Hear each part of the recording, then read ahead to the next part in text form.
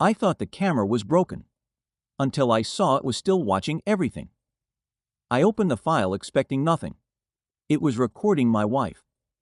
In a room that didn't officially exist anymore. 8:12. The system timestamp was still visible on the edge of the archive interface when I opened it. I had not opened it. Not manually. Not through any authorized path. The camera was marked as decommissioned in the records for almost a year. The status field had been sealed, signed off, and replicated across backups. There was no reason for anything to exist beyond that line. But there was. A single entry sat outside the expected structure. It did not belong to any index device. It carried no identifier I could trace to procurement, maintenance, or disposal logs. It was labeled as a reserve stream, though no such stream should have remained active after shutdown. No user session was attached to it. No origin point. No authentication trail. Just a live feed marker that should have been impossible to render. 8:14. I forced the metadata panel open, expecting corruption artifacts. The data integrity checks returned clean. Too clean. The checksum matched a configuration that should not have existed anymore. That detail did not belong in a broken system. It belonged in something maintained. The stream activated without input. No click. No confirmation. No trigger event recorded in the audit layer. It simply began. The feed resolved into a fixed angle. A meeting room on the 7th floor. I recognized it immediately. Even though it had been removed from active floor plans months ago. The renovation team had marked it as structurally unstable after a system's failure. Access had been revoked. Doors sealed. Schedules erased. Yet here it was. Empty at first. Static lighting. A table centered in the frame. Chairs aligned with unnatural precision, as if the room had been staged but never used. Then the timeline advanced. Not smoothly. Not like playback.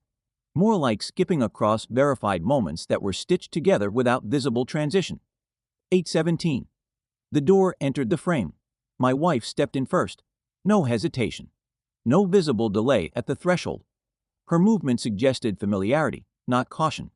Behind her, her project supervisor followed. Both appeared without bags, without devices, without the usual friction of work context. Nothing in their posture suggested a scheduled meeting. Only repetition.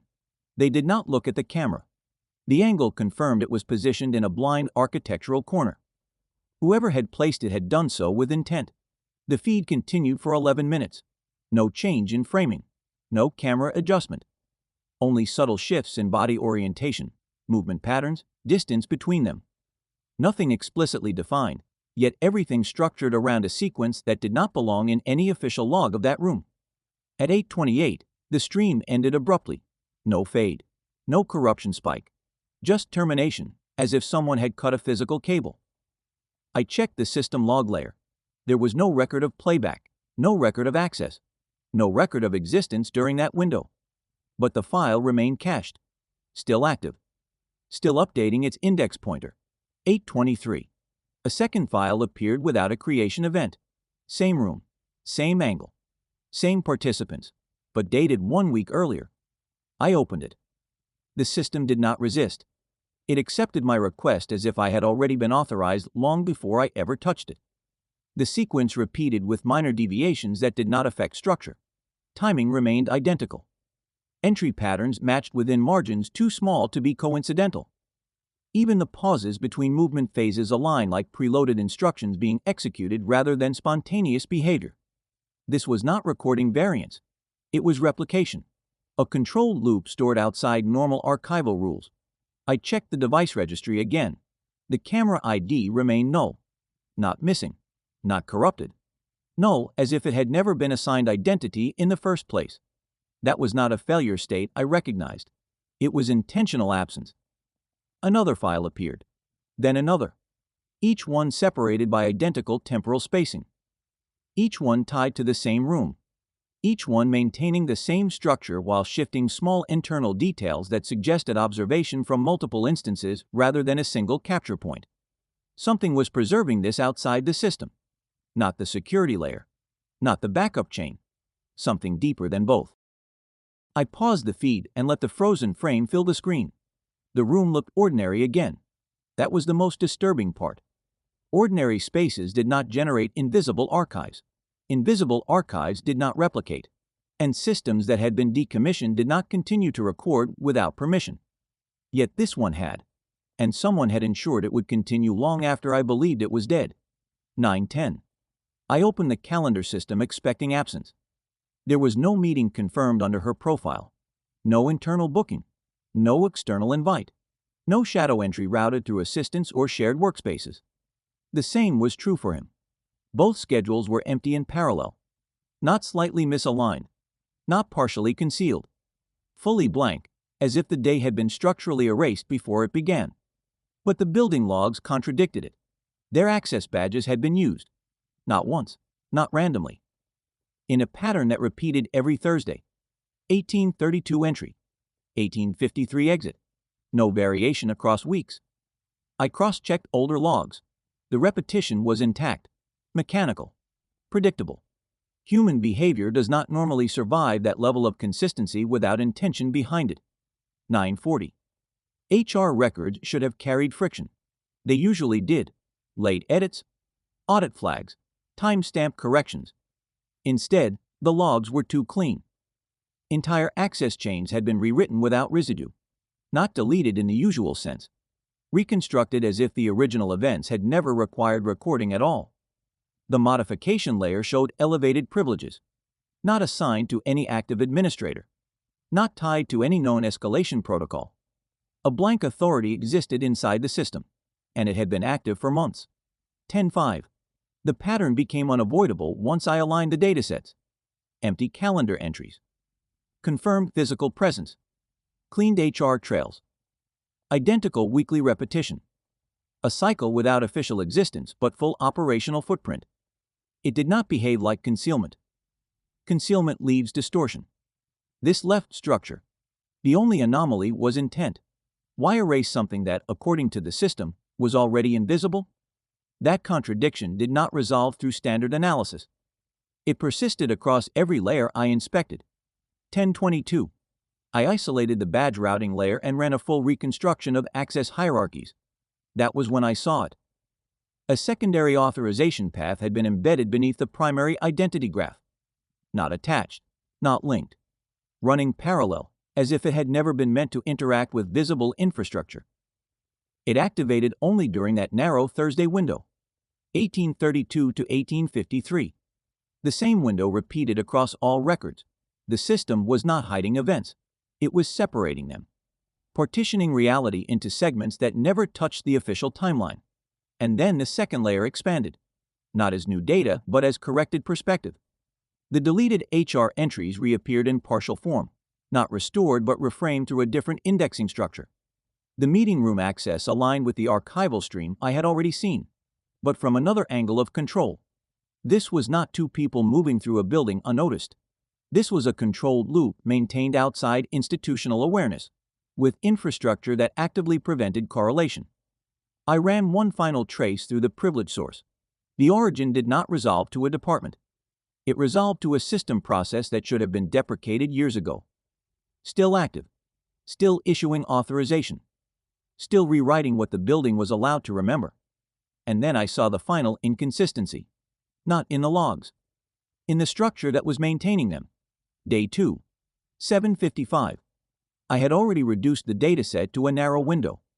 Anything outside the Thursday cycle was noise. Inside it, everything started to align too efficiently, as if the system had been waiting for someone to finally compare the pieces in the correct order. It took 46 minutes to confirm the first correlation. Every hidden meeting aligned with internal system changes that should have been independent. Budget reallocations, bonus approvals, promotion decisions. None of them occurred on the same day as the recorded presence. They followed instead, always delayed, always within a controlled range of 24 to 72 hours.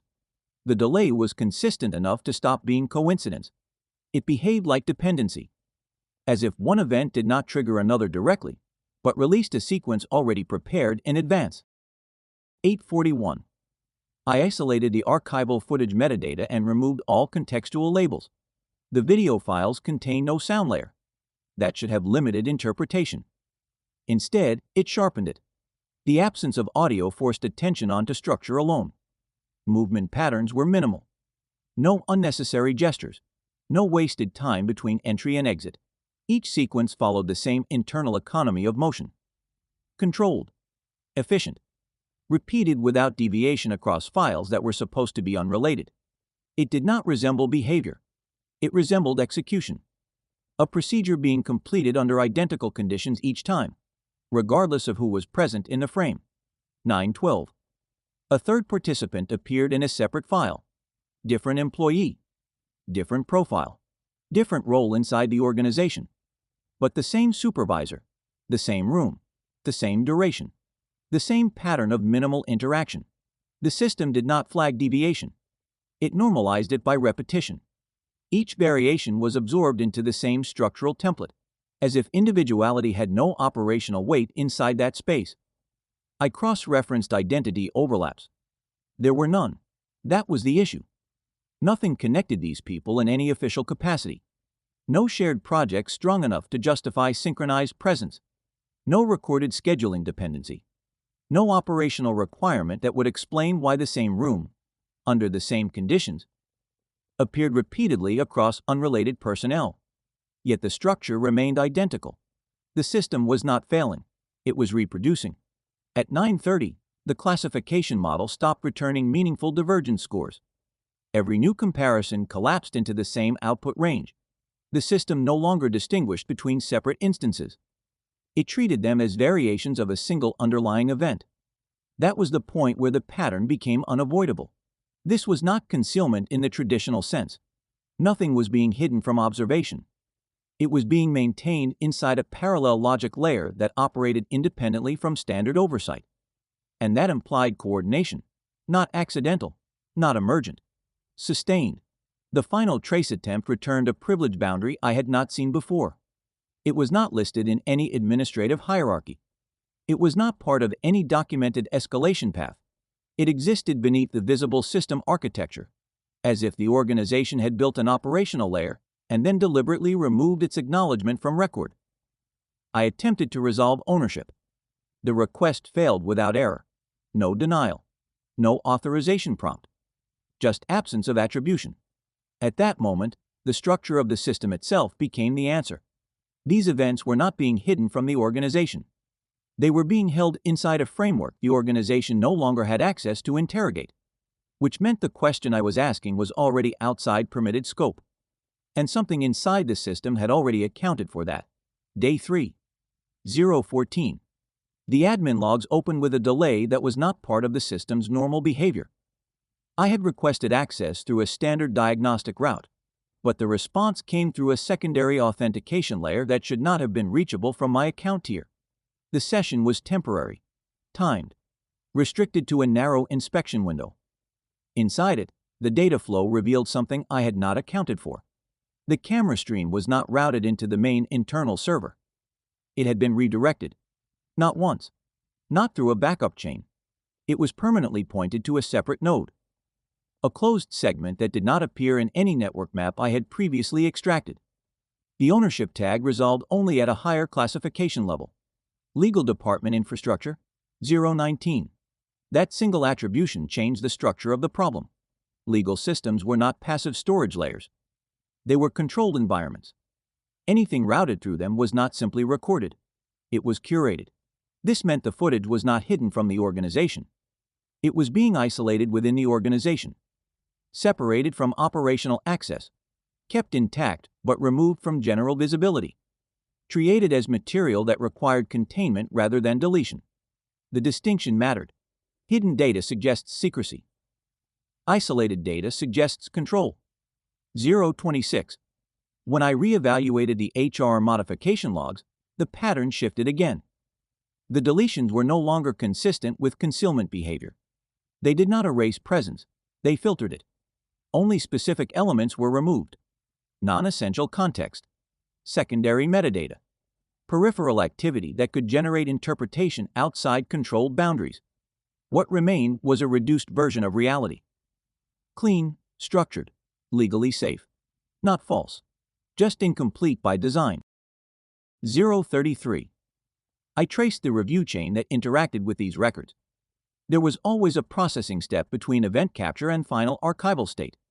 It did not belong to HR. It did not belong to IT. It operated at a layer that merged compliance validation with behavioral interpretation. It observed every recorded meeting. It evaluated them. Then it determined what would persist in accessible history. Not randomly. Not reactively. Consistently. As if it had predefined criteria that never changed. The system was not reacting to events. It was authoring their final version. 040. I isolated the output destinations of that processing layer. They did not branch into departments. They converged. All filtered records, all adjusted logs, all sanitized meeting data flowed into a single endpoint. Not a person in any visible registry. Not a team in operational structure. A function embedded so deeply it had no external label, only output behavior. And that output was decision-making, promotions, budget movements, access adjustments, all downstream effects traced back to the same filtering process that had already seen the events before anyone else did. The implication formed slowly, without resistance. Someone was not merely recording what happened. Someone was determining what would be allowed to matter afterward. And the final unresolved point remained active in the system trace. Who was receiving the output of that filtered reality? The destination node still had no visible identity. Day 4. 310. The archive did not behave like a normal system load. It staggered at first, as if the request had passed through multiple hidden gates before reaching execution. Then it released everything at once. 312 files. Same structure. Same duration markers. Same internal segmentation across every entry. But the faces changed. Not randomly. Not freely. They rotated through a controlled pattern that repeated just out of sync with itself, creating the illusion of variation while preserving a single underlying sequence. 344. I extracted the personnel index and overlaid it against the HR change history. The match rate was immediate. Every recorded session corresponded to a measurable administrative outcome. Not at the moment of entry. Not at the moment of exit. After. Always after. Promotions followed specific recordings. Budget increases aligned with specific appearances. Bonus accelerations occurred in tight clusters, never explained in internal notes. No justification logs existed for any of it. Only outcomes. As if decisions were being executed downstream of something else that had already evaluated everything in advance. 4-5. I filtered for one identity set. My wife's record was not isolated. It sat inside a chain that extended beyond her, both backward and forward in time. She was not a point of origin. She was a node. One instance inside a structured sequence of similar entries that differed only in surface variables. Different employees, different roles, same conditions, same controlled environment, same invisible evaluation layer preceding every outcome. There was no indication she had been selected. Selection implied choice. This was continuity. 422. I reconstructed the dependency graph behind the HR decisions. It was not linear. It was transactional. Each recorded session functioned as input to a separate system layer that translated presence into value exchange. Not monetary at first, structural, access rights, priority routing, internal visibility adjustments. Then it escalated into resource distribution, compensation alignment, career trajectory shaping. Nothing in the system behaved like observation. Everything behaved like exchange. Participation was not passive. It was currency. And the recordings were not evidence. They were input.